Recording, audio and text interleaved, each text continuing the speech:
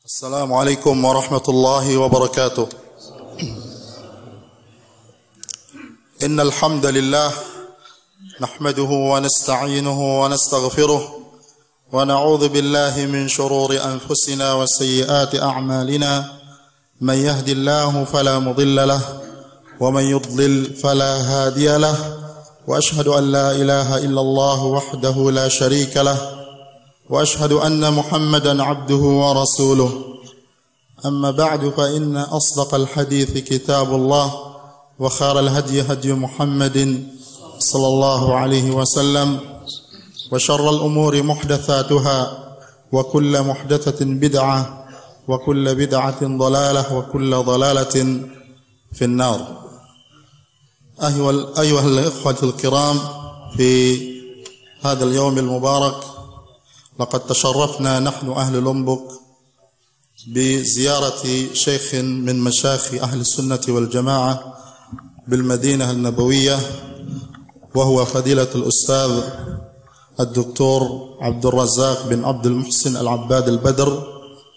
ونشكر الله تبارك وتعالى على ما سعى فضيلته من سفر إلينا وحضور في مجالسنا في إندونيسيا، وجزاه الله خيرا كثيرا.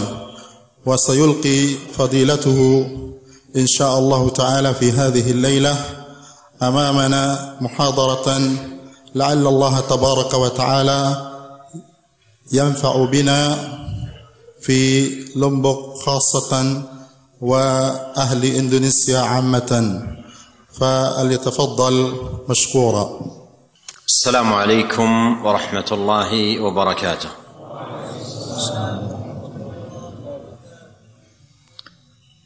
الحمد لله رب العالمين،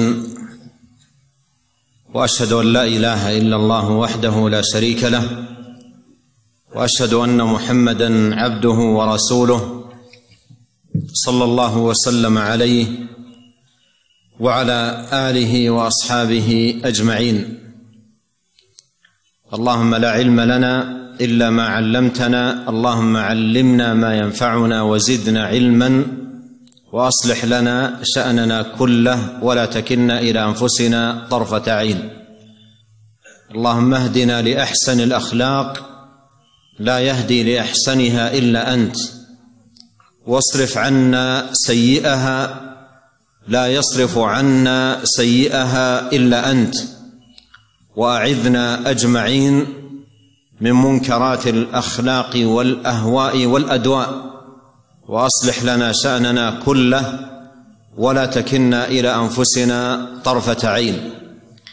أما بعد، فيا أيها الإخوة الكرام، هذه لحظات طيبات ومناسبة كريمة في هذا اللقاء وفي هذا المسجد في بيت من بيوت الله تبارك وتعالى.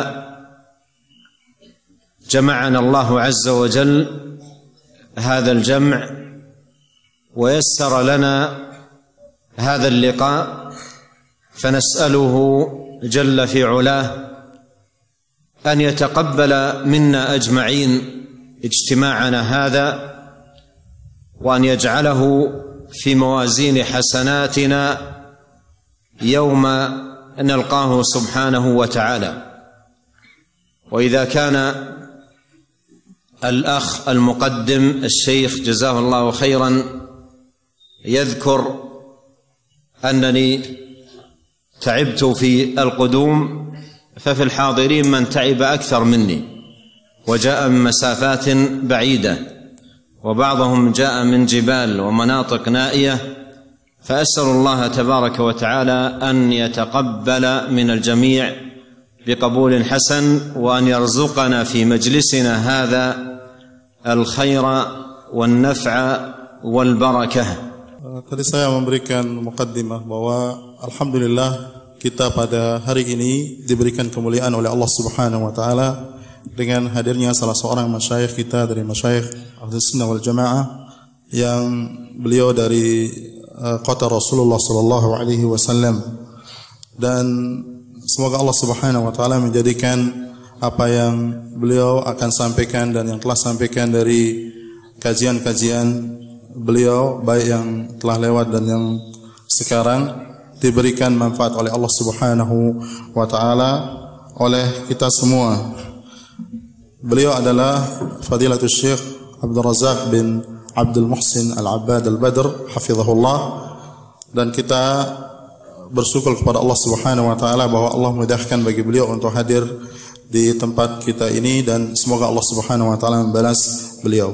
Kemudian beliau setelah mengucapkan pujian kepada Allah Subhanahu wa taala dan bersaksi bahwa bahwasanya tidak ada ilah yang hak kecuali Allah Subhanahu wa taala, dan bahwasanya Nabi Muhammad sallallahu alaihi wasallam adalah utusan Allah Subhanahu wa taala. Kemudian beliau berdoa bagi kita semua agar kita diberikan ilmu oleh Allah Subhanahu wa taala, ilmu yang bermanfaat, dan juga semoga kita diberikan oleh Allah Subhanahu wa taala kemudahan untuk memperbaiki diri kita masing-masing dan memberikan hidayah kepada kita untuk akhlak yang mulia dan dijauhkan daripada akhlak yang jelek, dan semoga Allah Subhanahu wa taala melindungi kita semua dari kemungkaran-kemungkaran akhlak atau akhlak-akhlak yang mungkar, dan juga hawa nafsu yang dimurkai, dan juga penyakit-penyakit hati yang lainnya.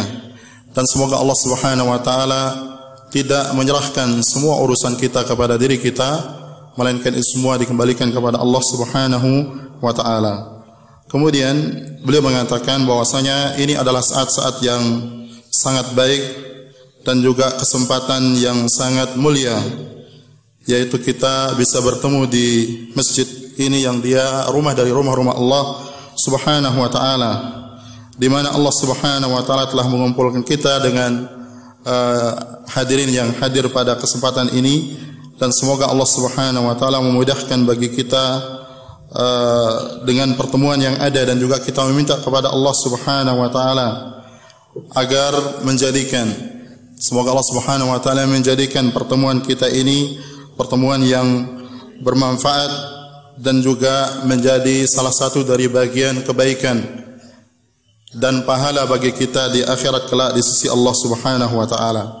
Beliau juga menyebutkan bahwasanya tadi saya menyebutkan bahwa beliau hadir di sini tentu dengan perjalanan yang tentu melelahkan. Beliau mengatakan bahwasanya apa yang disebutkan oleh saya tersebut tentu tidak kalah juga dengan lelahnya antum semua yang hadir di sini. Sebagian datang dari tempat-tempat yang jauh, bahkan dari gunung, ada yang turun gunung dan sebagainya untuk menghadiri kajian ini, dan semoga semua apa yang kita lakukan itu diterima oleh Allah Subhanahu wa taala. وعنوان هذا اللقاء الإسلام دين الأخلاق، وديننا هذا الدين المبارك الذي رضيه الله سبحانه وتعالى لعباده ولا يرضى لهم دينا سواه، هو دين الأخلاق بأبهى حللها وأجمل صورها وأتم معانيها، بل إن الأخلاق بتمامها ووفائها وكمالها لا توجد إلا في الإسلام. وكتاب ربنا جل وعلا القرآن الكريم هو كتاب الأخلاق، إن هذا القرآن يهدي للتي هي أقوم. ونبينا صلى الله عليه وسلم هو الإمام في كل خلق عظيم وأدب رفيع. أتم الله جل وعلا له خلقه، فكان أكمل الخلق أدبا وأحسنهم خلقا وأطيبهم معاملة، لا كان ولا يكون في الناس مثله في الآداب والأخلاق وفي جميع الأمور. وقد كان صلوات الله وسلامه خلقه القرآن، كان خلقه القرآن، لما سئلت أم المؤمنين عائشة رضي الله عنها عن خلق النبي صلى الله عليه وسلم قالت كان خلقه القرآن، بمعنى أن كل خلق وأدب دعي إليه في القرآن الكريم فإن النبي صلى الله عليه وسلم أتى به متمما مكملا، فكان صلوات الله وسلامه عليه قدوة للعالمين في كل خلق عظيم وأدب رفيع. Kemudian beliau menyebutkan bahwasanya tema kajian kita pada pertemuan kali ini adalah Islam adalah agama akhlak. Agama kita Islam yang diberkahi oleh Allah Subhanahu wa taala, yang Allah Subhanahu wa taala ridha bagi hambanya hanya dengan agama ini, dan Allah Subhanahu wa taala tidak ridha dengan agama selain Islam, di mana agama yang diridhai oleh Allah Subhanahu wa taala bagi hambanya yaitu al-Islam adalah agama akhlak.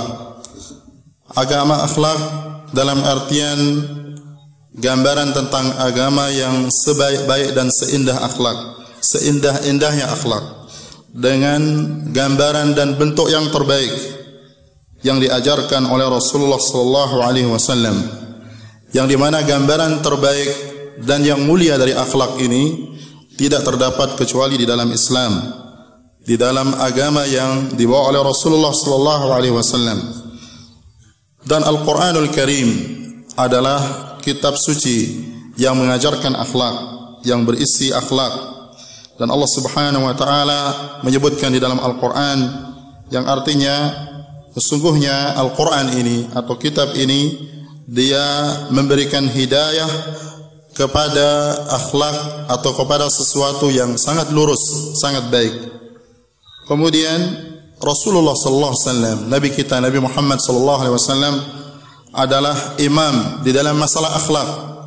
Tidak ada orang yang paling tinggi akhlaknya dari Rasulullah sallallahu alaihi wasallam, dan beliau adalah sebaik-baik manusia yang diberikan akhlak dan disempurnakan akhlaknya oleh Allah Subhanahu wa taala, dan yang paling baik muamalahnya.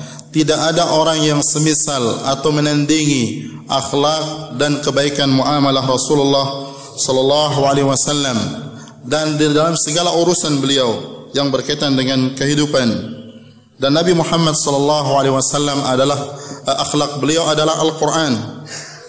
Sebagaimana disebutkan bahwasanya Aisyah radhiyallahu taala anha ummul mukminin ditanya tentang akhlak Rasulullah sallallahu alaihi wasallam. Kemudian beliau mengatakan bahwasanya akhlak beliau adalah Al-Qur'an. Dan yang dimaksudkan dengan perkataan beliau bahwa akhlak Rasulullah sallallahu adalah Al-Qur'an, bahwasanya Rasulullah sallallahu alaihi wasallam telah mendatangkan dan melakukan pada pribadi beliau, atau telah ada pada diri Rasulullah SAW dan pribadi beliau semua akhlak yang Al-Quran mengajak kepadanya. Artinya segala yang diajak di dalam Al-Quran kepada akhlak yang mulia semua ada pada diri Rasulullah SAW, dan beliau berakhlak dengan apa yang ada di dalam Al-Quran dengan sesempurna dan sebaik-baik akhlak yang ada pada diri Rasulullah sallallahu alaihi wasallam.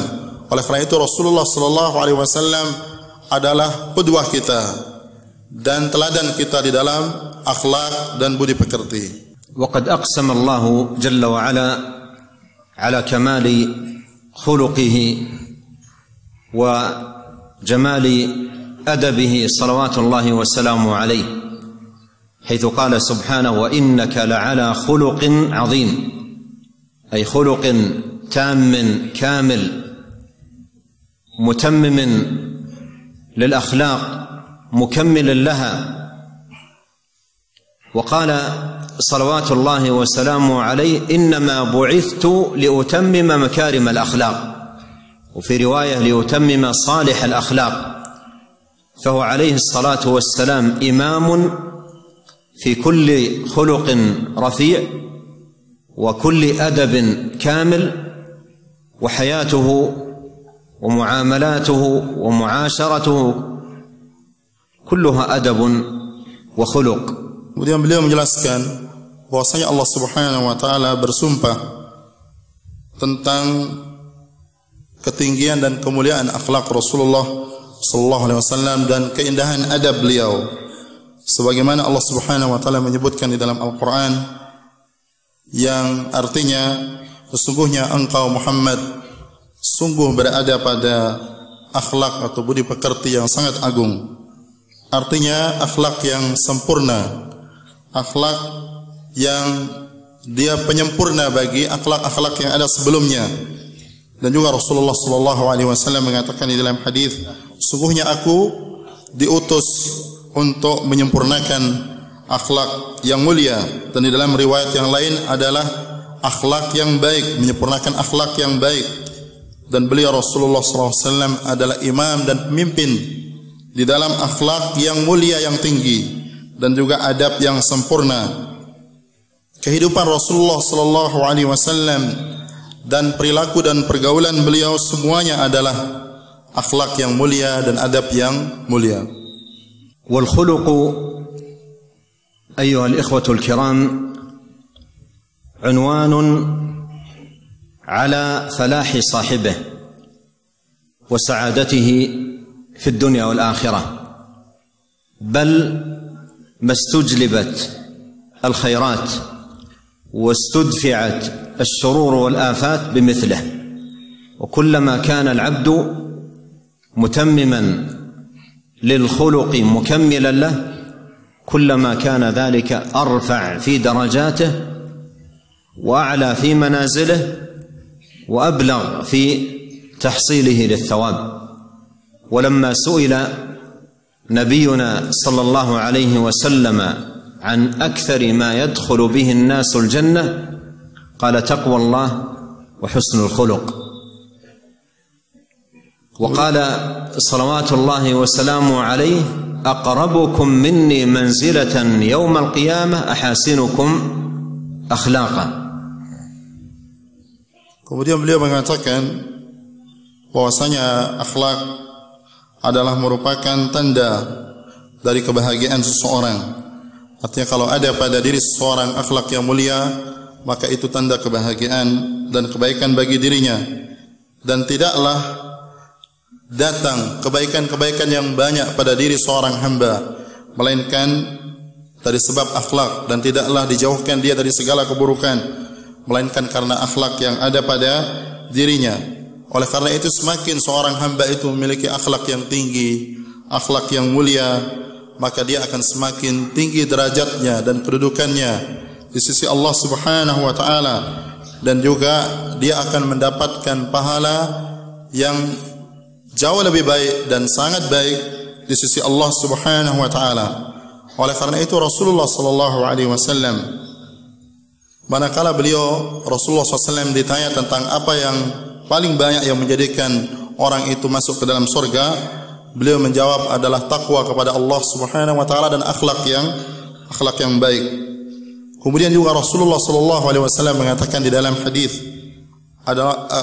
beliau mengatakan di dalam hadis bahwasanya orang yang paling dekat kedudukannya dariku di akhirat kelak adalah orang yang paling baik akhlaknya. Wal khuluq هو فعل الإنسان ما يحمد من الأقوال والأعمال وبعده عما يذم من الأقوال والأعمال، وهو يكون بالقلب تحليا بالأخلاق القلبية الفاضلة كالحياء والصبر والعفة وغير ذلك، وباللسان صيانة له وحفظا من كل قول ذميم وكلام فاحش وألفاظ سيئة، وبالجوارح إعمالا لها بالسكينة والطمأنينة والوقار وإبعادها عن كل عمل مشين أو تصرف قبيح. Kemudian beliau menyebutkan bahwasanya akhlak itu adalah seorang manusia melakukan sesuatu yang terpuji dari perkataan ataupun perbuatan dan meninggalkan segala yang tidak terpuji atau tidak baik. Dan akhlak itu sebagian ada di dalam hati seseorang atau muncul dari hati seseorang, seperti misalnya akhlak yang berkaitan dengan malu, kemudian kesabaran, kemudian juga menjaga kesucian diri, yaitu iffah, dan juga akhlak yang berkaitan dengan lisan, seperti menjaga lisan dari perkataan-perkataan yang buruk dan menjaganya dari perkataan-perkataan yang buruk, dan juga hal-hal yang tercela, dan juga kalimat-kalimat yang jelek. Dan juga akhlak muncul dari fisik kita, yaitu akhlak yang baik, yaitu dengan melakukan hal-hal yang baik dan mulia, baik itu bentuknya ketenangan, adanya sikap-sikap yang jauh dari sifat-sifat yang buruk dan perilaku yang buruk atau tingkah laku yang buruk. والخلق أوسع مما هو مشهور لدى كثير من الناس من حيث حصره في التعامل بين الناس بعضهم مع بعض، هذا جانب من الخلق. وأما الخلق فهو أوسع من ذلك، فهو يتناول هذا الجانب ويتناول ما هو أعظم من ذلك، وهو الأدب مع رب العالمين خالق الخلق أجمعين. ولهذا ينبغي أن يعلم أن من يعبد غير الله أو يستغيث بغير الله أو ينذر لغير الله أو يعطل شيئا من صفات الله أو يخوض في كلام الله تبارك وتعالى بغير علم أو يستهين بشيء من أحكام الله أو ينتقص شيئا من شرعه، من كان كذلك فهو عديم الخلق. من كان كذلك فهو عديم الخلق، حتى وإن كان يتعامل مع الناس معاملة جميلة. أين الخلق في إنسان خلقه رب العالمين ثم يصرف العبادة لغير خالقه؟ أين الخلق في من أوجده الله تبارك وتعالى ومن عليه بالنعم ثم يضيف النعم إلى غير المنعم بها والمتفضل، أو يجحد شيء من أسمائه وصفاته، أو يستهين بشيء من شرعه وأحكامه؟ فهذه الأمور إذا وجدت في الإنسان فهي دليل على أنه لا خلق له، حتى وإن كان عامل الناس بمعاملة جميلة وأخلاق طيبة. Kemudian beliau menjelaskan bahwasanya akhlak yang mulia di dalam Islam jauh lebih luas dari apa yang dipahami kebanyakan manusia, yang mungkin memahami akhlak yang mulia itu sebatas muamalah atau bergaul dengan manusia dengan muamalah atau pergaulan yang baik. Tetapi di dalam Islam, akhlak yang mulia mencakup akhlak seseorang juga kepada Allah Subhanahu wa taala dan akhlak orang kepada manusia juga, yaitu dengan akhlak yang mulia.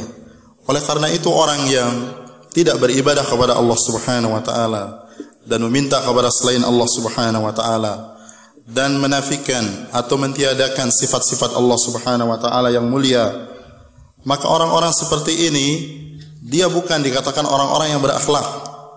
Demikian juga orang-orang yang berbicara tentang ilmu Allah Subhanahu wa taala yang berkaitan dengan syariat Allah Subhanahu wa taala dengan tanpa ilmu, atau dia misalnya melecehkan syariat Allah Subhanahu wa taala, maka orang seperti ini walaupun dia muamalah dan pergaulannya dengan manusia baik, hakikatnya dia adalah orang yang tidak berakhlak dan tidak memiliki akhlak.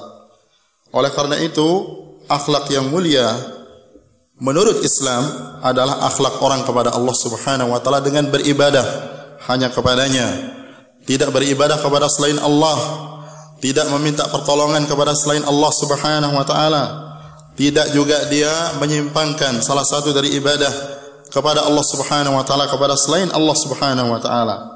Oleh karena itu tidak dikatakan orang itu berakhlak, yaitu orang yang beribadah kepada selain Allah Subhanahu wa taala. Demikian juga bagaimana akan dikatakan berakhlak orang yang diberikan nikmat oleh Allah Subhanahu wa taala, kemudian dia tidak beribadah kepada zat yang memberikan nikmat kepadanya, yaitu Allah Subhanahu wa taala. Bahkan dia mungkin melecehkan dan memperolok-olokkan agama Allah Subhanahu wa taala.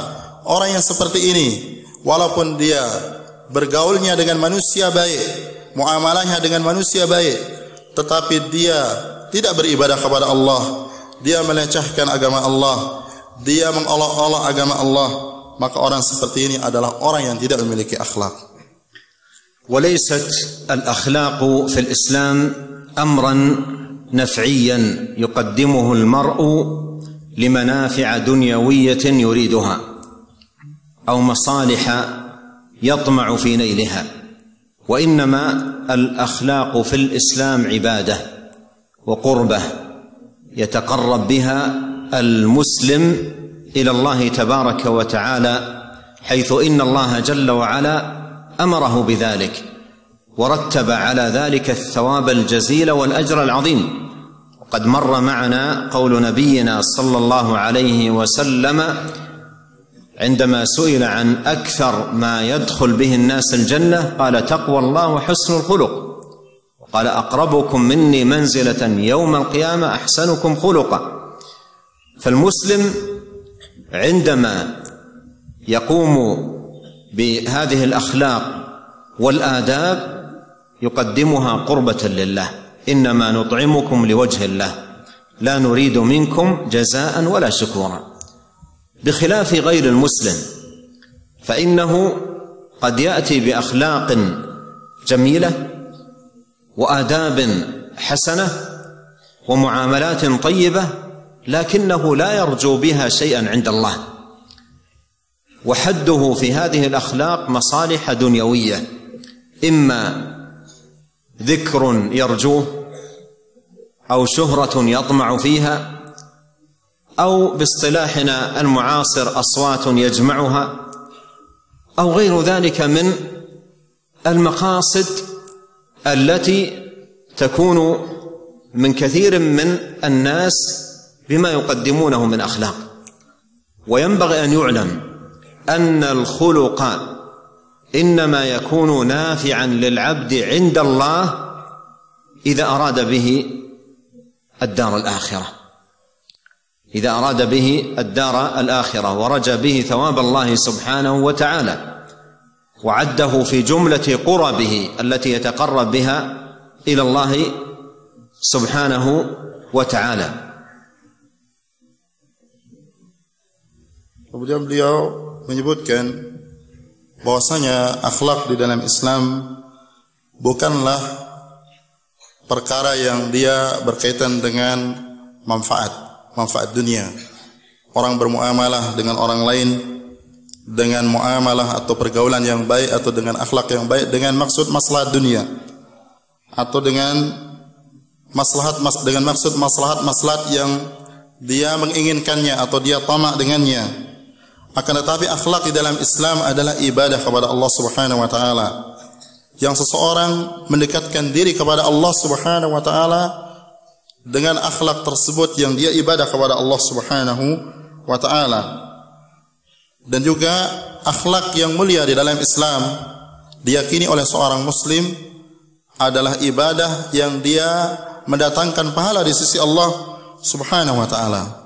Dan telah lalu kita sebutkan hadis Rasulullah sallallahu alaihi wasallam ketika beliau ditanya tentang apakah yang paling banyak menjadikan seseorang masuk ke dalam surga, beliau menyebutkan yaitu takwa kepada Allah Subhanahu wa taala dan akhlak yang mulia atau akhlak yang baik. Dan juga beliau Rasulullah sallallahu alaihi wasallam menyebutkan bahwasanya orang yang paling terdekat dari kalian denganku kedudukannya di hari kiamat adalah orang yang paling baik akhlaknya. Oleh karena itu seorang muslim ketika dia berakhlak, dia tidak berakhlak dengan maksud hal-hal dunia. Dia tidak berakhlak dengan maksud untuk mendapatkan sesuatu dari perkara-perkara dunia. Bahkan seperti yang disebutkan oleh Allah Subhanahu wa taala bahwasanya mereka tidak memaksudkan dari amal soleh tersebut balasan kecuali balasan dari Allah Subhanahu wa taala. Berbeda dengan orang-orang yang bukan muslim.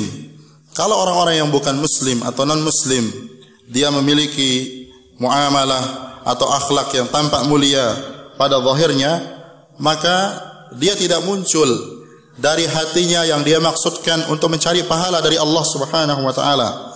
Akan tetapi yang mereka lakukan dari akhlak yang mulia yang tampak tersebut adalah manfaat-manfaat dunia, baik yang berkaitan dengan ketenaran, orang itu bermuamalah dengan muamalah yang baik supaya dia masyhur, tenar di tengah manusia bahwa dia orang yang berakhlak yang baik, atau dia menginginkan harta benda dari dunia, atau dia ingin maslahat-maslahat yang lainnya.